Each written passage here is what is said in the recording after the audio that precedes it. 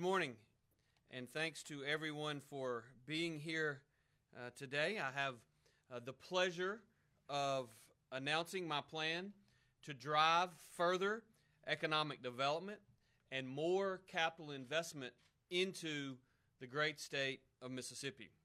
My plan that we'll be announcing today is comprised of two parts, and as you will recall, when I released my EBR several months ago, I made sure to point out that this plan would be forthcoming. We've worked with a lot of stakeholders over the last several months to get here, and I'm proud of it. So first of all, it includes major infrastructure investments to the tune of $1.3 billion proposal that focuses on funding a range of transportation capacity projects.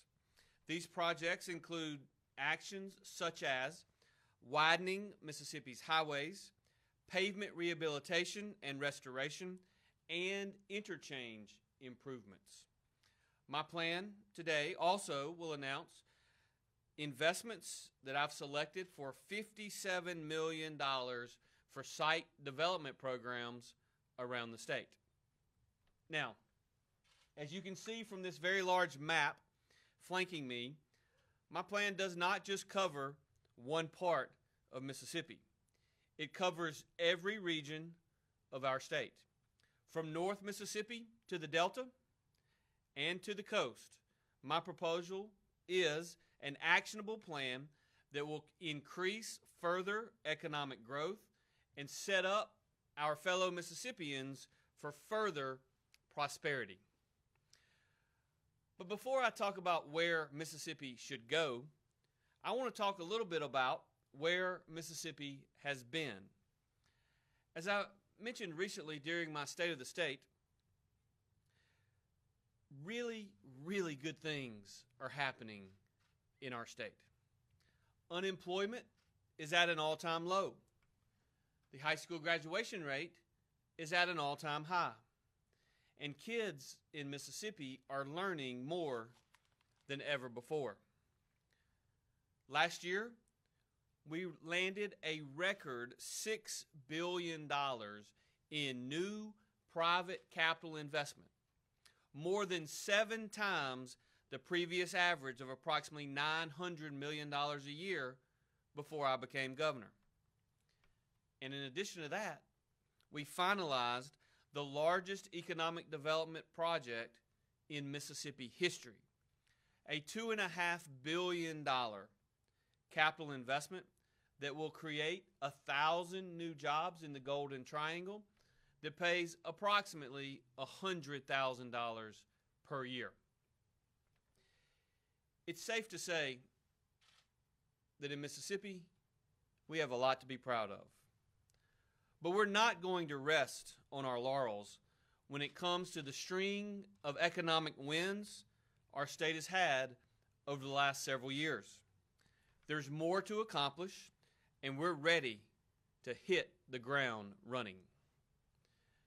To continue improving the lives of Mississippians, to better position our state for even more economic growth and even more job creation, we need to continue investing in our state's infrastructure and take steps that will help companies bring their products to market faster by increasing the number of project-ready sites across Mississippi. Today, I'm announcing my plan to make exactly that happen. First, I'm calling for Mississippi to make a massive investment in our state's roads, so Mississippi can further establish itself as a leader in supporting the global supply chain. Last year, we worked with our friends in the legislature to give the Mississippi Department of Transportation its largest budget in the agency's history. We improved MDOT's efficiency by removing earmarks in the federal program, and we used surplus state funds to supplement the federal program where possible. Today, Mississippi is in the best financial shape we've ever been in. Today, Mississippi is in the best fiscal shape we've ever been in. The fact is, that our fiscally conservative approach to governing has put us in a position to have excess reserves that we can invest. It is my belief that your government has a responsibility to be good stewards of taxpayer dollars. We should be focused on using these funds in a way that maximizes benefits for Mississippians and in a way that provides them with the greatest return on their investment. That's exactly what my plan does. To that end, I propose allocating approximately $1.3 billion in supplemental funds toward road projects that are closest to being construction ready throughout the state. Now, right before today's press conference kicked off, our team sent out the list of projects that I've recommended. In the interest of time, I'm going to highlight just a handful of those today. But before I do, before I actually talk a little bit about this map, I really want to explain a little bit of the why we should move forward with this plan. First, the economic impact. These projects will make it easier to move products and will make it easier to move people across our state. It will help make Mississippi more competitive. It will help commuters. It will entice more businesses to relocate here. And it will make it easier to visit and spend money in our beautiful state. By funding these projects, Mississippi can send a signal to businesses around the world that our state has dependable, reliable, and safe roads that make it easier for companies to get their products to the market. I'm also not sure that people fully realize and appreciate how much work goes into road construction projects. It can take 6 to 8 years on average for MDOT to move from the initial planning stages to the final stages of construction. All of these projects are nearing the end of the pre-construction phase. Once MDOT receives money to fund these projects, they can be moved toward the final stages of construction.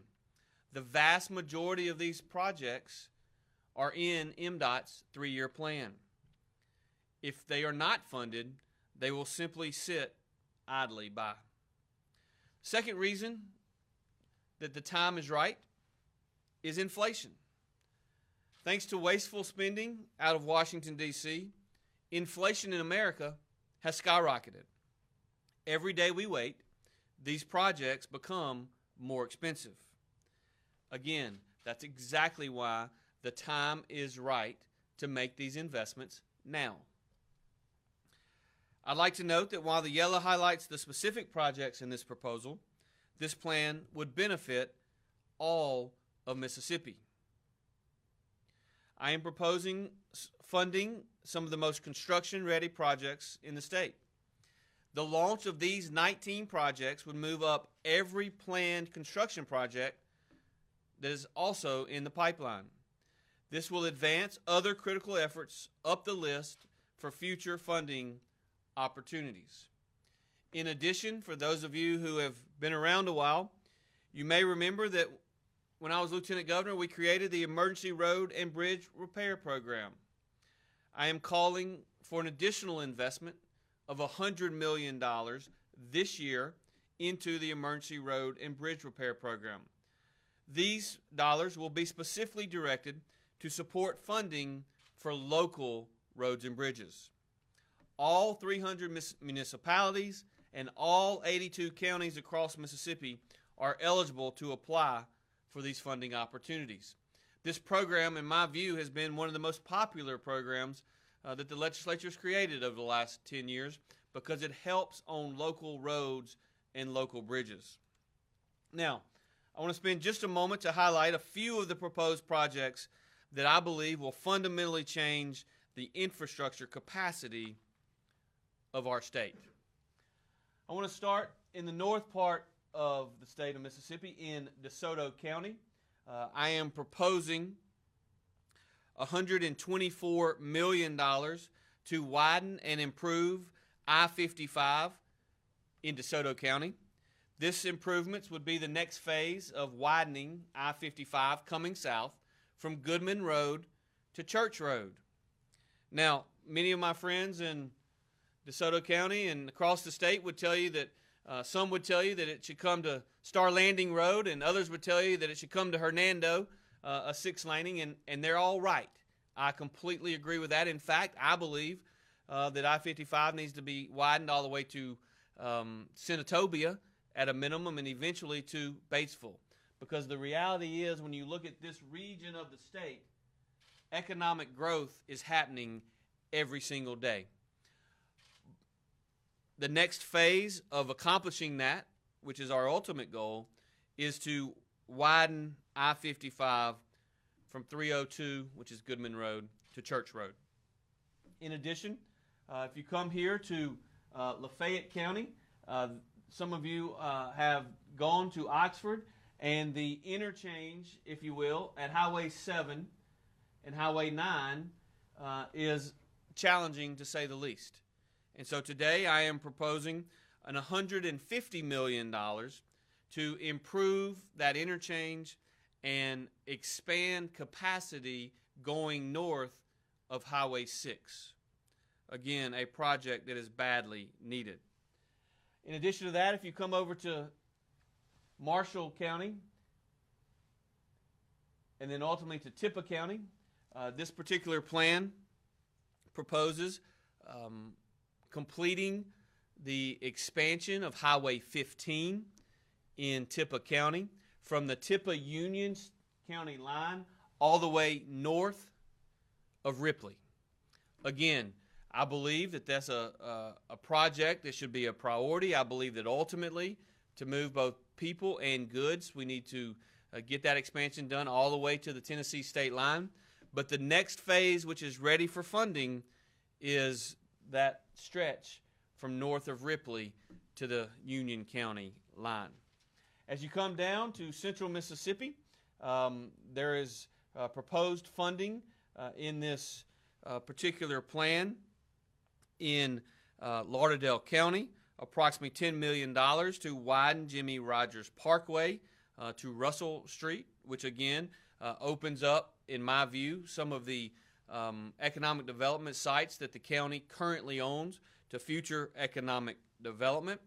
In addition to that, there is a proposed improvement to the interchange in Warren County at the Flowers exit. Again, the Flowers exit has an industrial park that is served by a number of individual businesses that employ large numbers of people, and it's open for significant additional economic growth.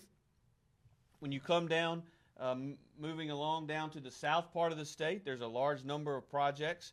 One of the ones that I just wanted to mention is that I have proposed an improvement in Forest County. You may be aware, and I'll talk about this a little bit later. One of the best economic development sites Mississippi has today is the Eagle One site. The Eagle One site is the site that was recently acquired when Forest County and Lamar County came together and bought a large number of acres. They spent approximately $8 million to do so.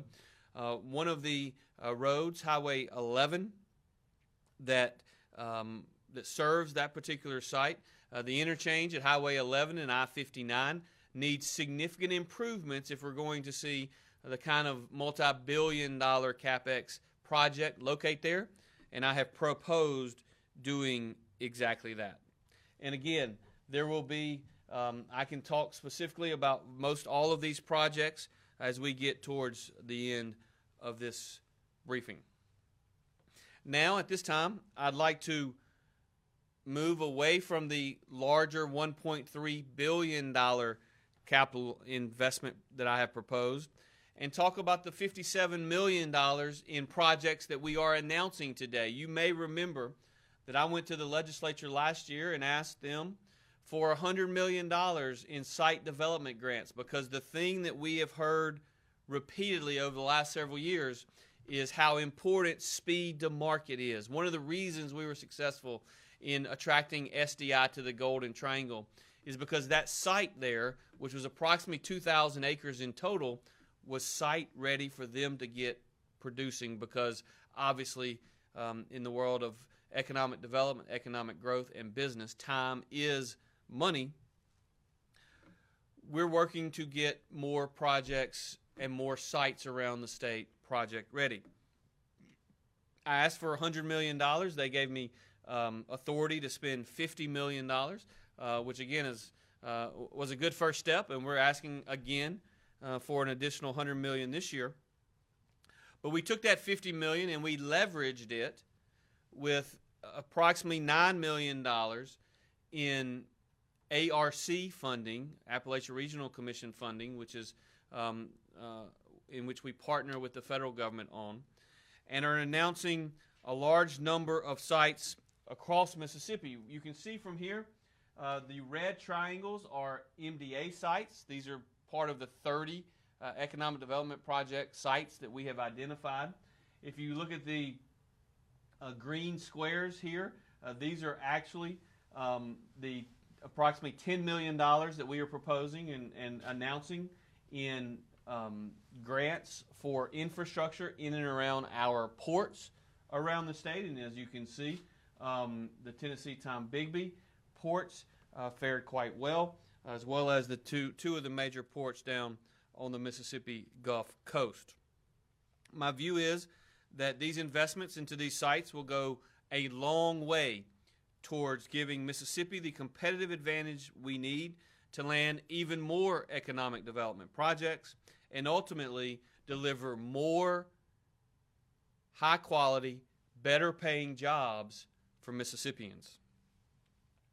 These sites will allow us to further showcase to companies around the world that Mississippi is open for business and Mississippi is ready for new capital expenditures.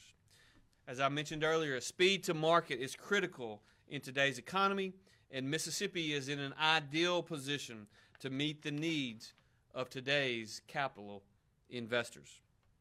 This grant funding, again, has been made available through the Mississippi Development Authority and the ARC, with the focus on assisting local economic development entities in attracting new businesses to their regions.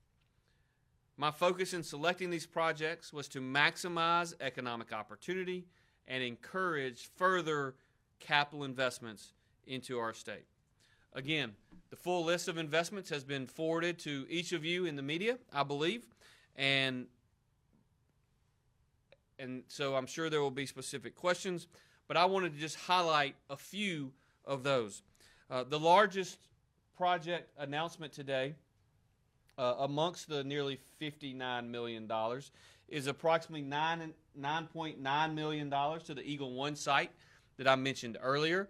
It is a site that certainly needs additional infrastructure in and around it. This $9.9 million will help the locals in Forest and Lamar County begin that process so as to show that nearly 2,000 acre site. In addition to the Eagle One site, you probably are aware, many of you at least, in the effort of both Warren County and the city of Vicksburg in acquiring the potential of an additional port site south of Vicksburg. We have worked with them every step of the way, and we are announcing today approximately $5 million for wetlands mitigation and other projects at the Vicksburg River megasite.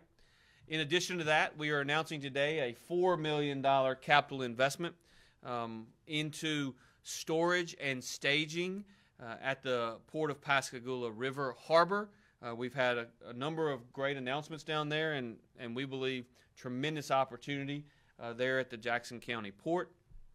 In addition to that, we are announcing today up here in Alcorn County approximately $3.3 million in improvements at the Rail Hub South site. The Rail Hub South site, some of you may have seen me at the ribbon cutting recently of the Mission for Products announcement.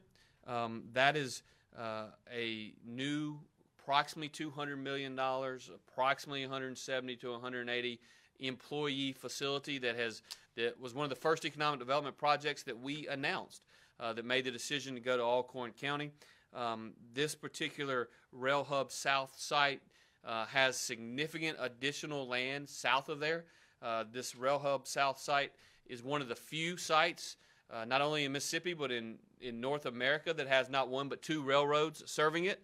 And because of that, as well as the other infrastructure in and around that particular facility, it is not as big as the 2,000-acre site that we have in a couple of places, but it is a site that is uniquely positioned to see even more capital investment there. In addition to those, as I mentioned earlier, I wanted to be specific about this. I'm announcing today 3 additional sites that have received funding from the Appalachian Region Commission. Those sites are the Martintown North facility or site in Union County, again the Rail Hub South, as well as the mega site at the Chickasaw Trail, which is up in Marshall County. The reality is, when all is said and done on the grants that are going to site development and port improvements, Pike and Marion County, Greene and George County, Pearl River and Hinds County, Lafayette and Yalobusha County, Alcorn and Itawamba County, and even more. These lists of investments are extensive, and they're all over the state of Mississippi, and they are specifically designed to make not only Mississippi more competitive, but make our local communities more competitive in the economic development battle that we work towards every single day. When it comes to attracting new CapEx, new capital investment, and jobs, Mississippi is locked, loaded, and ready to hit the target. These new sites are exactly the kind of further ammunition that we need to continue laying the foundation for future economic victories.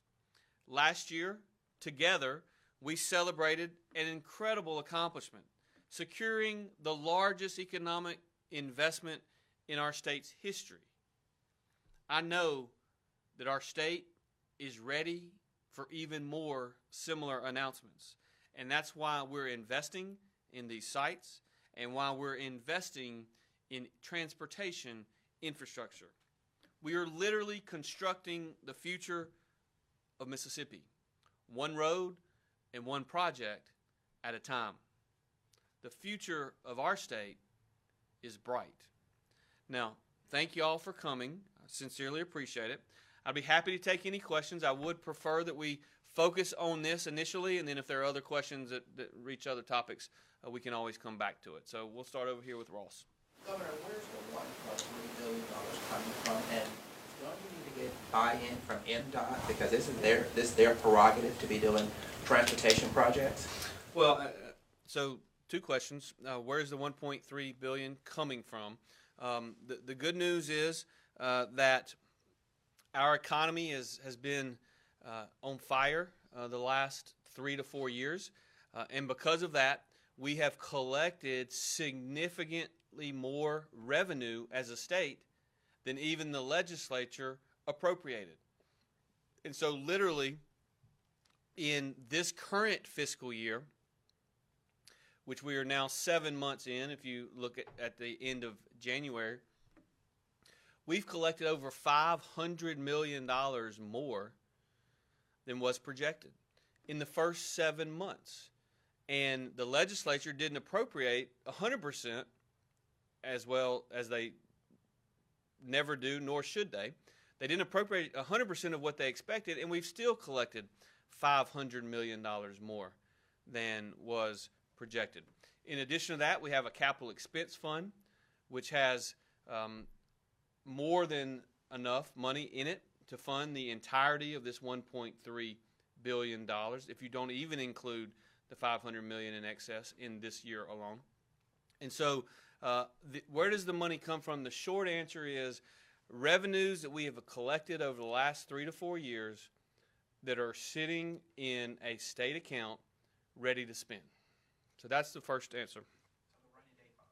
No. The rainy day fund is an additional $700 million that is set aside for a rainy day that does not have to be touched to fund every single one of these projects. That is over and above both what is in the capital expense fund and over and above what is in that $500 million that has been collected this particular fiscal year. So no, you do not have to touch the rainy day fund. Your second question, which I think is a good one, which is the Mississippi Department of Transportation. As I mentioned, virtually every single one of these projects that I am proposing funding has been approved by the Transportation Commission. They are, by and large, priorities of the Commission as a whole. Virtually every single one of them are part of the 3-year plan that has been presented to the governor by MDOT and presented by MDOT to the Mississippi legislature. And we have worked very closely with the leadership at the Department of Transportation.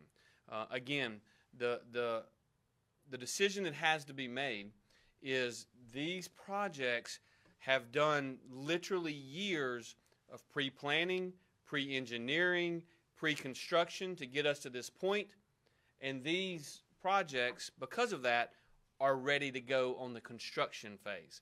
And that's one of the things that you get into some struggles with from time to time, Ross, is if an individual legislator or an individual member of the executive branch says, okay, I want to expand this roadway, well, if the pre-construction and the pre-engineering and the pre-planning phase hasn't been done, you can propose it, and even if it's funded, it can take 5, 6, 7 years before you actually have Mississippians able to ride on it.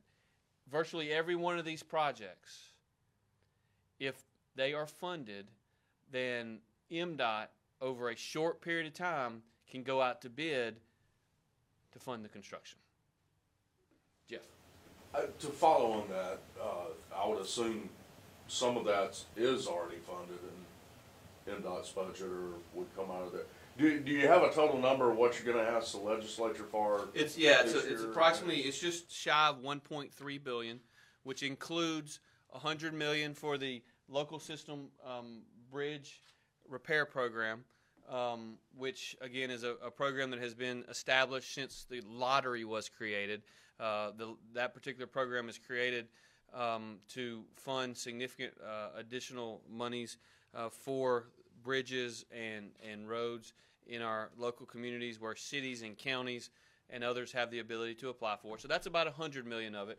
That's the emergency road it's the emergency road and bridge fund. That's correct. The one that we created, I think it was in 2017 or 18, right around that time. But it's been funded not only by a continuous revenue stream, but even last year the legislature saw fit, and I think correctly so, to significantly enhance and increase that, which, as you have seen, the number of bridges that have been posted, et cetera, have declined considerably over the last 5 years because of it's largely because of this program itself. The reality is MDOT has had the funding to do the pre-planning, to do the pre-engineering, to do the engineering, and to do the pre-construction work on all of these projects, but they do not have the funding to fund the construction, because the construction obviously is the most expensive part, but all of the other things have been done. And so if we have the $1.3 billion total, each one of these projects can be funded to its entirety and to its completion at today's prices, not at 5 years ago prices and not at 5 years from now prices, but at today's prices. And so it is a plan that, again, would go a long way towards giving us the ability to get those things done. For one fiscal year? Well, it will take multiple years for them to actually do the construction because several of these are widening projects, et cetera. But what we would ask for is the full $1.3 billion in an account so that the projects are fully funded, which would then be expended by the Department of Transportation over the next 2 to 3 to 4 years, just depending on how long the projects took. But most of these projects, the right-of-way has already been purchased. You know, that's a multi-year process. The utilities have already been moved. And so the construction phase could move relatively quickly on most of these projects. Let me tell you the other important thing here in my mind, because this is always asked. If you're in one of these counties that is blue, that means you're going to be eligible for funding for the local system bridge repair program and other funding. But also, if you have a project that is currently, let's just say if we're funding 19, let's say it's number 25 on the list in terms of priority by the Department of Transportation. Well, if these 19 get funded, well, your project just moved up to number 6 on the list. And so it actually helps and benefits the entire state because it moves every project on the list up. Courtney Ann. I just want to make sure that I'm clear. So we're talking about, obviously the proposal that asks is for the 1.3. The 57 million, that money is, that's what they've already given you, and you're just saying this is where that I've decided that money's going? That's exactly right. And you talked about, I think I've heard you reference this before, but those site selections didn't come just from you. Can you talk about kind of how those sites were selected? You had some teams of people that helped you decide? Yeah, so economic development's a team sport. And when we came in back in January of 2020, we worked really hard to make sure we got everybody in Mississippi on the same team. And we've got great local developers. We now have a team at the Mississippi Development Authority that are, I think, working very well with our local developers. I'm not going to say we agree on every single thing. That's not realistic. But we also have a team when it comes to our utilities. And our utility companies are obviously not only the EPAs, but also the Mississippi Power, Entergy, and TVA, which serve a large, combined, those 4 entities serve virtually all of Mississippi. They are fierce competitors when it comes to a potential economic development project, but we all get along. And so we've worked with the utility companies, and the utility companies have been very instrumental in setting up economic development opportunities for the state and for local communities, and we've worked with them. Well, one of the things that we did is we worked together to fund an outside consultant that does site consultant to look at every single potential site we have in Mississippi. That site consultant actually recommended what those sites ought to look like. And my long-term goal is to constantly have 30 sites of different sizes in different regions of the state that are ready to roll whenever there's an economic development project. Now, we now have 30 on the list. Of that 30, about 24 of them are getting funding of some sort in this particular proposal. The 5 or 6 that are not, we've had long conversations with them. They understand, and in most instances agree they're just not quite ready for a specific investment yet. They've got some work to do on their own end. But we had 31 sites, and the site here in Lowndes County no longer exists because we've already won a project on it. So that 2,000-acre site here, so you don't see a site development grant in Lowndes County, even though probably a year ago is one of, if not the best site in the state. Well, we've already won that one. And so we did a site development grant through the Major Economic Impact Act that we passed for SDI.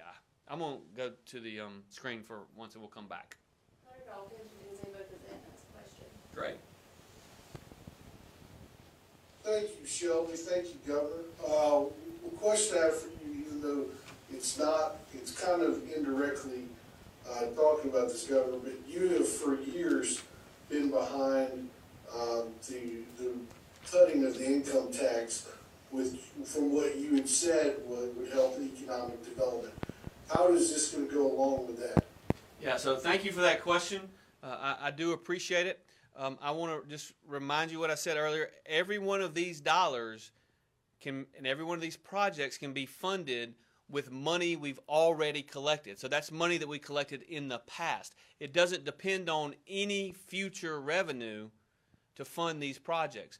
The elimination of the income tax is going to mean that if we're successful, we're going to eliminate the income tax, and that is for future revenues that may or may not be collected in the future.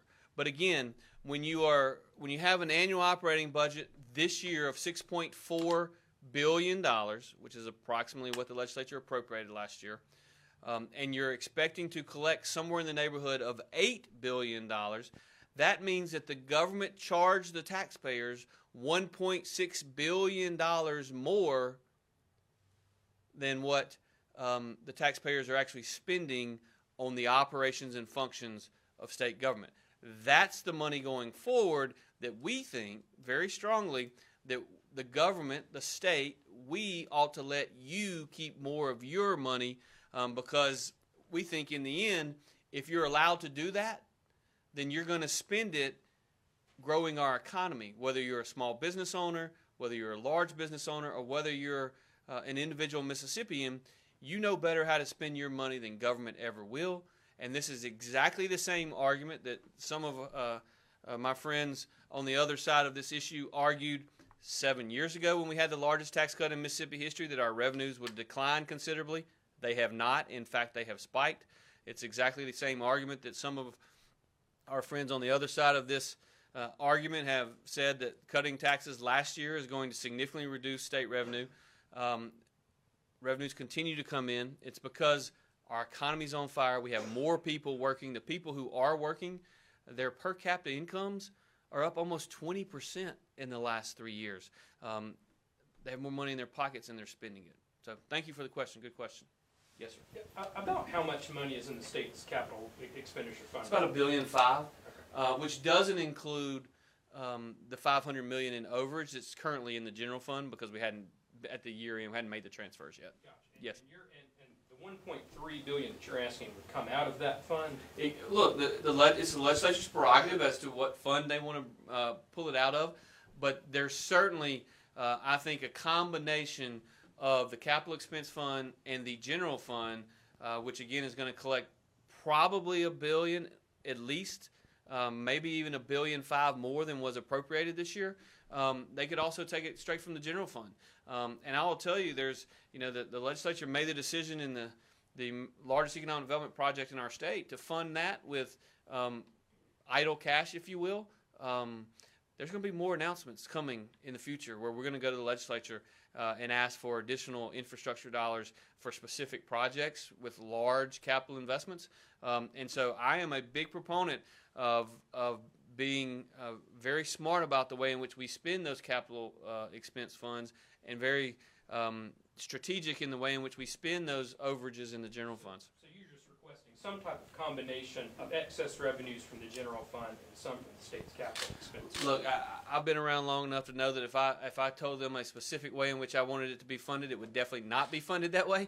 And so I should just point out, though, that we have had conversations with individual members of the legislature, with the leadership, and others on what we think should be funded. These are my priorities, and I'm hopeful that every single one of these projects gets funded. I'm sure there are others that have similar but not the same priorities, and we look forward to working with the legislature over the next 6 weeks to make that happen. The fact is, this is a timely announcement because the first round of budget bills go forward next week. And so as we've been talking to the individual legislators involved in the process of funding government over the last several days, we've just made them aware of this and look forward to working with them to get to a final answer soon. Shelby. Ross with WTAK has a question. Great. Hey, Governor, how are you doing today? I'm great. Well, so I was just wondering, what is the likelihood that you believe that these proposals will be passed by the legislature?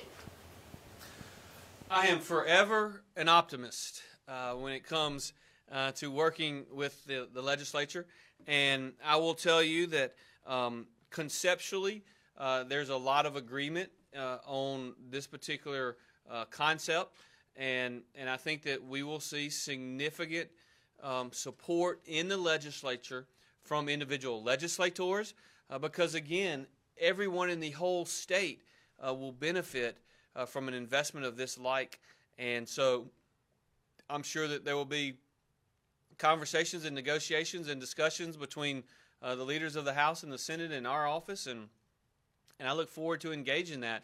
but I do think that there is a general consensus that large investments in infrastructure make sense. My appeal is pretty simple to our friends in the legislature. Think big. Let's think big and do big things for Mississippi. Because if we do, we'll continue to see the kind of economic growth and prosperity that we've been able to deliver for the people over the last 3 years. Yes. Duncan with Madison County Journal has a question. Okay. Hello, Governor. Hello. Hey, this is Duncan with the Madison County Journal. My question was, you've kind of been talking about it over for the past two questions, but can you talk a little bit more about the process to get this proposal approved and maybe some kind of time frame that people could expect? Sure. So the first bill, the first bills that originate in either chamber have to be passed by mid to late next week. Now, what's in the first bill and what's ultimately going to get to my desk are not going to be exactly the same. So no one should panic based upon what's in the very first bill. That's the initial start of the process. But the time frame for approval of these funds and the rest of the state budget would be sometime near the very end of March, perhaps at the very early days of April, but sometime before Sine Die, which occurs the first week or so in April. With respect to Madison County, I just want to point out, because I didn't mention it earlier, but since you're on the call and asked the question, Madison County benefits greatly from this proposal. First of all, on our site development grant, I am announcing today that we are investing $5,083,360 to extend the access road at the Madison County mega site. The Madison County mega site, which is where Amazon just recently located, we cut a ribbon there. They're going to ultimately employ somewhere between 1,500 and 2,000 employees there at that facility. It's one of, like many of these, it's one of the great potential mega sites in the state of Mississippi. And what this extension of the access road does is moves towards the potential of having not one ingress and egress to the site, but having an additional one on the north side of the acreage that they already either own or have under option. And so obviously that'll go a long way towards making that site even more attractive. We've already seen literally hundreds and hundreds and hundreds of millions of CapEx built in that site. It's kind of across the interstate from the Nissan facility, for those of you who are not familiar with it. But it is the team there at Makeda has done a fantastic job cobbling together this land. It's in a really good location with a large number of employees within a 50-mile radius, both in the Metro Jackson area as well as in the southeast portion of the Mississippi Delta. And there's a lot of people who drive from all those places to work at some combination of Nissan, Amazon, etc. In addition to that, one of the major expansion projects that both the federal government, dating back to even when Senator Cochran was chairman of appropriations and before, that we've all worked on is in Madison County is the Reunion Interchange / Parkway. This particular proposal that I have made does provide additional funding of $65 million available for the Interstate 55 from Highway 463 to Gluckstadt. Again, expanding that particular roadway and making it possible to get that interchange ultimately funded, which I think is really important to the future economic growth of Madison County because of the land that is available. We've obviously seen the city of Ridgeland and the city of Madison both do very well over the last several years, and more people are moving towards Gluckstadt, and this opens up infrastructure for there to be more growth and development in Madison County all the way up to Canton and beyond. Yes, sir. Yes. Is there any plan to increase the $100 million in funding for emergency road and bridges, and how do you see that program going? I think the program is going extremely well. I spoke to both the Municipal League and the Mississippi Association of Supervisors within the last month, and I think it's fair to say that they both that leaders and members of both our cities, our counties, really appreciate that funding from the state. It goes a long way towards them taking their local money and leveraging state money to get projects done. The $100 million is a lot of money for bridges at the local level.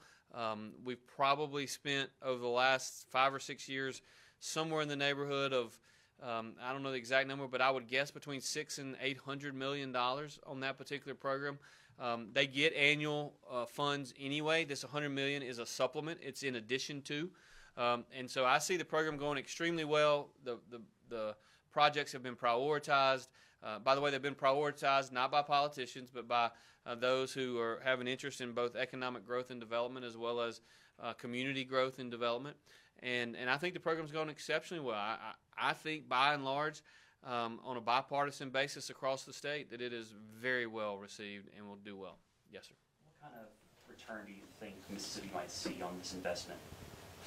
Well, it's hard to put specific numbers on it. I can tell you what I believe our net present value of our investments in the specific project of SDI is, for instance, but I can't tell you at this point exactly what our net present values and our return on investments are going to be on each of one of these individual projects, because I can't tell you exactly what's going to locate there. But I can tell you that I spend as many hours of every day, 7 days a week, thinking about and working on growing our economy, economic development, economic growth, and I'm convinced that these projects that I'm announcing today will have a positive ROI for the taxpayers of the state of Mississippi. In other words, I believe if we make these investments over time, we'll collect more than $1.3 billion back to the state coffers because we were willing to step up and make these investments. I really do believe that. Cordian? I can't help but notice that some of the MDA sites and capacity projects are relatively near each other. Is that on purpose? It is. The capacity project helps make the infrastructure. It is by design, and it's one of the things that that I talked about, and I didn't make the decision, but when the Mississippi Department of Transportation, the Transportation Commissioners, chose to hire my former chief of staff as their executive director, I didn't want to lose him, but what I did want is I wanted executive branch of government, the legislative branch of government, and the Department of Transportation for the first time in my 20 years in government to work together for the betterment of Mississippi. And that's what you're seeing now. And so these capacity projects, with the vast majority of them are in the 3-year plan of the Mississippi Department of Transportation. But yeah, we have to be strategic. $1.3 billion is a lot of money, but we don't have unlimited resources. And so we are strategic in the capacity projects that we think will help grow the economy, will help incentivize existing businesses to invest more and create more jobs. I mean, I could go to one of these sites and tell you about 2 or 3 employers that are located that really like what they have, but either getting their product to and from the marketplace is complicated for various reasons, or getting their employees safely to and from plants is complicated. And I think you'll see that a number of these capacity projects at MDOT will lead to major economic development announcements within several years. And I'm absolutely convinced of that. I believe it. And in some areas, we're working projects as we speak for it. So, yeah, Ross. Governor, can we pivot to the legislature? Let me make sure. Yeah, we don't have any more questions. We'll be happy to. Specifically, a number of bills that leaders from Jackson and leaders in the legislature say there appears to be a state takeover of the capital city. If the legislature sends you House Bill 1020, which calls for appointing unelected judges and prosecutors, will you sign that legislation? Well, let me say this. I think that the individuals that are working on many of these bills that focus on the operations of the city of Jackson are well-intentioned. I think in many instances they're frustrated. Look, Jackson is the murder capital of the world, and that is not a title that we should be proud of. And the the thought of doing nothing should not be an option.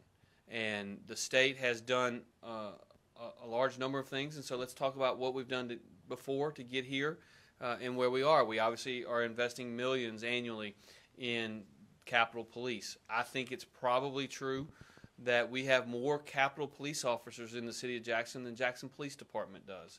I think that's a question you ought to ask JPD, is how many officers they have. But I think we probably have more Capitol Police officers than JPD, when JPD needs probably 400 plus and has something a lot less than that. In addition to that, we funded last year, the state funded additional prosecutors for the district attorney's office to help prosecute crime. And we also made some additional funding as well. What I would say about the specific bill that you mentioned, I forget the number, with respect... House Bill 1020. 1020, yeah. What I would say about House Bill 1020 is, as is often the case through the legislative process, the initial proposal that was proposed, again, well-intentioned, has changed significantly from the time that it was dropped to the time that it passed committee to the time that it passed the full House. And we are working closely with the leaders in the legislature on that particular bill to hopefully get it to a point where it accomplishes our goal of continuing to help provide safety and security to the people of Jackson, while at the same time meeting constitutional muster and otherwise. And so, again, that's a bill that has been improved again throughout the process, and I think will continue to be improved. And if it is, then we'll certainly take a look at it. Jeff? Another issue, speaking of the legislature, once again, there's a extension of postpartum coverage bill. Where do you stand on that? You've weighed in before on so what I've said repeatedly on postpartum Medicaid expansion is that, number one, I'm proud of being the governor of a state of Mississippi that overturned Roe v. Wade. Mississippi is a pro-life state, and we stepped up. I've also said that we, as a state, have to move to the next phase of the pro-life movement, and that is ensuring that we support moms and babies. That's a stated goal that is not going to be easy, and it's not going to be free. The postpartum Medicaid expansion, what I have said in the past, and I will continue to say today, is that the data is incomplete at best. Those moms in Mississippi in 2020, after the pandemic hit, have had postpartum care for each of the last 3 years, in 2020, 2021, all of 2022, and heretofore up to now in 2023. And so I think it's certainly I think it's something that they're working on in the legislature, and I think they should continue to work on it. We don't have great data. The data that the health department gave for 2017, 18, and 19 was incomplete at best.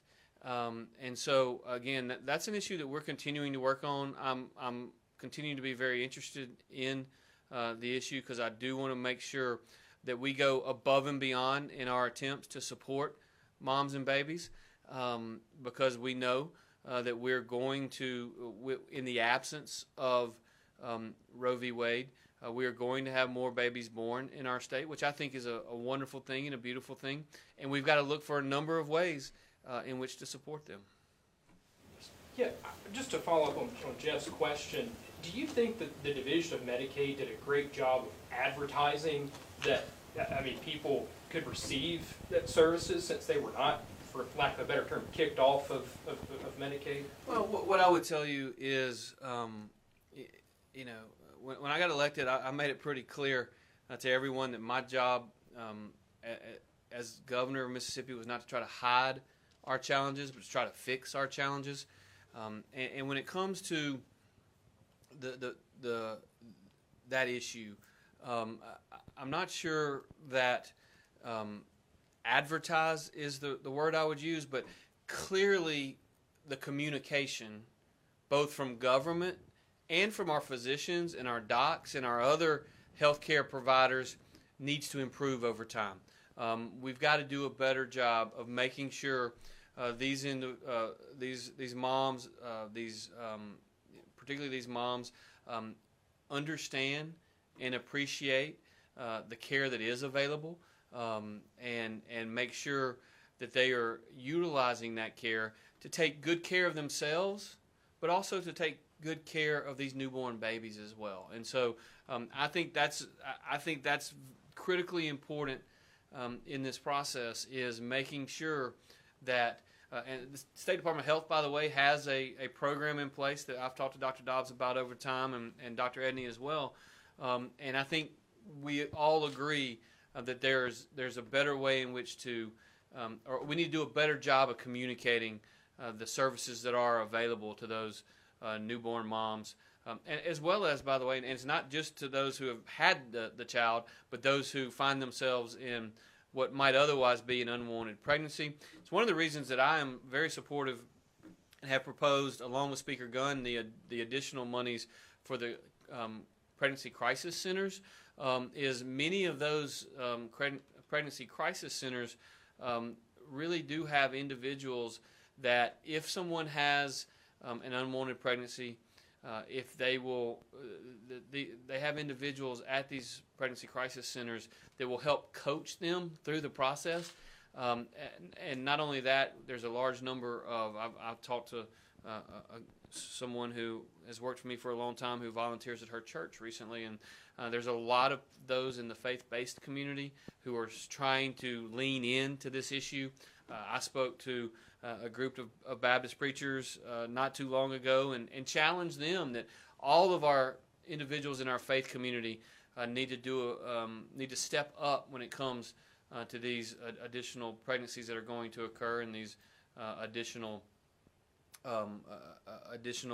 newborn babies that are coming into the world. And so, again, I don't know about advertising, but certainly I think the communication needs to improve significantly. That's true of government, that's true of individuals, that's true of our healthcare community, and that's true of individual citizens and volunteers and those who give of their time. Yes, ma'am. Yes, Governor. Thank you, Shelby. Thank you, Governor. Since you're getting off on the question about with the Roe versus Wade decision and all the rest, I don't know if you've seen or if you've heard about this, but it's gone to the legislature, and I was just wondering your position on it, because the city of Long Beach down here approved it, and I wrote an article about it too. But the Safe Haven baby box, which I think has gotten some pretty good, I believe it passed the House, and I know they're obviously trying to get through the Senate version. I just want to know of your opinion about it, if you have read about it. Thank you, Governor. Yeah, well, thank you, Hunter. I don't know the specifics about Long Beach, and I don't know the specifics of that bill at this time. It has not reached me. But what I do know is, in general terms, our safe haven laws in Mississippi, right now there's a 7-day period. I believe, and I have proposed that be expanded. I believe in my EBR, I proposed that it be expanded to a year. I am for any expansion of safe haven laws for those babies. If we go from 7 days to 30 days, I would sign that. If we go from 7 days to 3 months, I would sign that. I am in favor of the expansion of safe haven laws. I know we're after 12. I'm going to take this to another question. Kobe's been patient, and so I'll come over to Kobe. Governor, Bureau of Economic Analysis found that Mississippi's GDP shrank between Q1 and Q2 of last year and between Q2 and Q3 of last year. What are your thoughts on that, and what do you think could be done to turn that around? Well, what I would tell you is I would encourage you to look at the Bureau of Economic Analysis over a multi-year period, because coming out of COVID, different states had different spikes in the virus and different responses from an economic standpoint based upon when those spikes occurred in various geographic regions of the state. What I will tell you is that Mississippi today has the lowest unemployment rate in our state's history.